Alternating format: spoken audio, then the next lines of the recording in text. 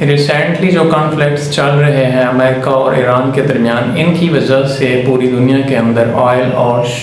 Gas کی shortage فیل کی گئی اور پرائسز بھی انکریز ہوئی۔ جو ڈیولپڈ کنٹریز ہوتی ہیں ان کے اندر ریزرو ہوتے ہیں تاکہ کسی بھی ناگہانی صورتحال میں یا پھر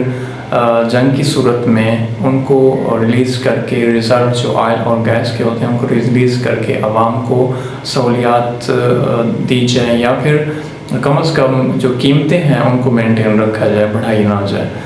لیکن جو ڈیولپنگ کنٹریز ہوتی ہیں لائک پاکستان، تو ان کے اندر جو مین پرابلم ہے وہ یہ ہے کہ یہاں پر جو حکمران ہوتے ہیں، جو الیکٹڈ باڈیز ہیں، اسمبلیوں کے اندر بیٹھنے والے لوگ ہوتے ہیں، ان کی اجتماعی انفرادی سوچ ایک ہی ہوتی ہے کہ وہ لوگ اسمبلیوں میں جاتے ہیں اپنے پاور کے حصول کے لیے، اپنے جو کرپشن اور چوری کے کیسز ہوتے ہیں، منی لانڈرنگ کے معاملات ہوتے ہیں، ان پر پردہ ڈالنے کے لیے، ان کو ختم کرنے کے لیے، اور کچھ مذہبی ہوتے ہیں جو اپنے مذہب کا چورن بیچنے کے لیے یا پھر اقلیتوں پر اپنے نظریات تھوپنے کے لیے اسمبلیوں کا رخ کرتے ہیں، اور کچھ ایسے بھی ہوتے ہیں جو مافیاز کا گٹھ جوڑ ہوتے ہیں اور وہ اپنے بزنس امپائر کو مزید کھڑا کرنے کے لیے، مزید بڑھانے کے لیے اسمبلیوں کا رخ کرتے ہیں۔ کسی کے اندر بھی کم از کم 200 بندے بھی، اگر اسمبلی کے اندر 200 بندہ بیٹھا ہوا ہے تو ان میں سے 2 یا 3 بندے بھی ایسے بڑی مشکل سے ملیں گے جو واقعی میں عوام کی خدمت کا جذبہ لے کر اسمبلیوں تک پہنچے ہوں۔ تو ایسے لوگوں کے اندر عوام کو سہولیات دینے کا کوئی بھی جذبہ نہیں پایا جاتا، بلکہ وہ صرف اپنے آپ تک ہی فوکس کرتے ہیں۔ کہ جو ڈیولپڈ کنٹریز کے اندر جب بھی کوئی ناگہانی آفات آتی ہے یا پھر جنگی صورتحال کا سامنا کرنا پڑتا ہے ان ممالک کو، تو تب وہ پھر اپنے جو ریزرو ہوتے ہیں ایمرجنسی، ان کو ریلیز کر کے قیمتوں پر بھی کنٹرول حاصل کر لیتے ہیں اور ساتھ ساتھ قیمتیں مینٹین بھی رکھتے ہیں۔ ابھی ریسنٹلی 2026 کے اندر جب ایران اور امریکہ کی جنگ بہت ہائی لیول پر چلی گئی تھی، تب صدر ٹرمپ نے کچھ بیرل ریلیز کر کے عوام کو ان کا فائدہ پہنچایا، قیمتوں پر بھی اتنا کنٹرول رکھا جتنا ڈیولپنگ کنٹریز کے اندر پاسبل نہیں تھا۔ امریکہ نے 1980 کی دہائی میں جب کرائسس کا سامنا کیا تھا تو جیرالڈ فورڈ کے جو پریزیڈنٹ تھا اس کے دور حکومت میں کچھ ایسے ریزرو بنائے گئے تھے 4 جگہوں پر، 2 اسٹیٹس کے اندر، ایک تو ٹیکساس ہے اور دوسری مجھے یاد نہیں آ رہی۔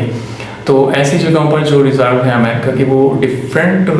موقعوں پر ریلیز کرتا آیا ہے۔ لائک 2011 کے اندر جب لیبیا کی سول وار شروع ہو چکی تھی، تب بھی آئل اور گیس کی شارٹیج کا سامنا کرنا پڑا تھا، تب بھی امریکہ نے ریلیز کر کے اپنے ریزرو عوام کو سہولیات فراہم کی تھی۔ 2005 میں جب ہریکین آف کیٹرینا کا سامنا کرنا پڑا تھا امریکہ کی ساؤتھ ایسٹ اسٹیٹس کو، تب بھی انہوں نے عوام کو فائدہ پہنچایا، اپنے ریزرو ریلیز کیے۔ اور 1991 کے اندر آپریشن جو کیا گیا تھا ڈیزرٹ اسٹارم عراق کے خلاف نیٹو کا، تب بھی آئل اور گیس کی جو شارٹیج تھی اس کو اس طرح سے مینٹین کیا گیا، ایمرجنسی کے جو ریزرو ہیں ان کو ریلیز کر کے۔ 2022 میں اسی صورتحال کا سامنا کرنا پڑا جب روس اور یوکرین کی وار شروع ہوئی۔ یہ امریکہ کا اسٹریٹجک پیٹرولیم ریزرو کہلاتا ہے اور ڈپارٹمنٹ آف انرجی کے انڈر کام کرتا ہے۔ لیکن پاکستان کے اندر اس طرح کا کوئی بھی آفیشیل جو گورنمنٹ کی طرف سے ادارہ بنایا جائے جو کہ ریزرو کیمپ کرے، کچھ بھی نہیں ہے۔ پاکستان کو اس طرح کی سچویشن میں 5 سے 7 دن اور میکسیمم 20 دن کا جو پاکستان کے اندر ہوتا ہے گیس اور آئل کا ذخیرہ، اتنا ہی ہو سکتا ہے، اس سے زیادہ نہیں ہو سکتا۔ آپ خود سوچیں کہ ہمیں کتنے بڑے کرائسس کا یا کتنے بڑے انرجی بحران کا سامنا کرنا پڑ سکتا ہے اگر ہماری ترجیحات انرجی کی جو کمی ہے اس کو پورا کرنے والے اقدامات پر مرکوز نہ رہ سکے۔ پاکستان ہر سال کم از کم 15 سے 20 اور کچھ رپورٹس کے اکارڈنگ 15 سے لے کر 25 بلین تک خرچ کرتا ہے، اسپینڈ کرتا ہے امپورٹڈ آئل اور گیس ریزرو پہ، کیونکہ پاکستان کی جو پیداوار ہے ملک کے اندر آئل اور گیس کی وہ ہے 1% لائک لیکن جو ضروریات ہیں، یوزیج ہے، وہ ہے 3%، لائک 3/4، اور جو موجودہ ریسورسز ہیں وہ 1/4 ہیں۔ آپ اندازہ لگا لیں کہ ہم کتنا امپورٹ کرتے ہیں گیس اور آئل کو، لیکن ہمارے پاس اتنے سورسز نہیں ہیں۔ اگر ہیں بھی تو ان کے لیے ٹیکنالوجی اور جو پیسہ ہے اس کی کمی کے باعث ہم ان کو بروئے کار نہیں لا سکتے۔ ہمارے ملک کے اندر جو پن بجلی کا منصوبہ تھا لاسٹ ٹائم، وہ 1974 کے اندر لگایا گیا تھا، اس کے بعد نہیں لگایا گیا۔ اس طرح سے ہم دیکھتے ہیں کہ پاکستان کے اندر جو ڈیم آلریڈی بنے ہوئے ہیں، لوگ تو کہتے ہیں کہ نئے ڈیم بننے چاہیے، ہاں بننے چاہیے، لیکن جو پرانے ڈیمز ہیں وہ مٹی اور ریت سے بھرے ہوئے ہیں، نہ ان کی کوئی صفائی ہوتی ہے، نہ وہاں سے کوئی خاص جو بجلی ہے اس کو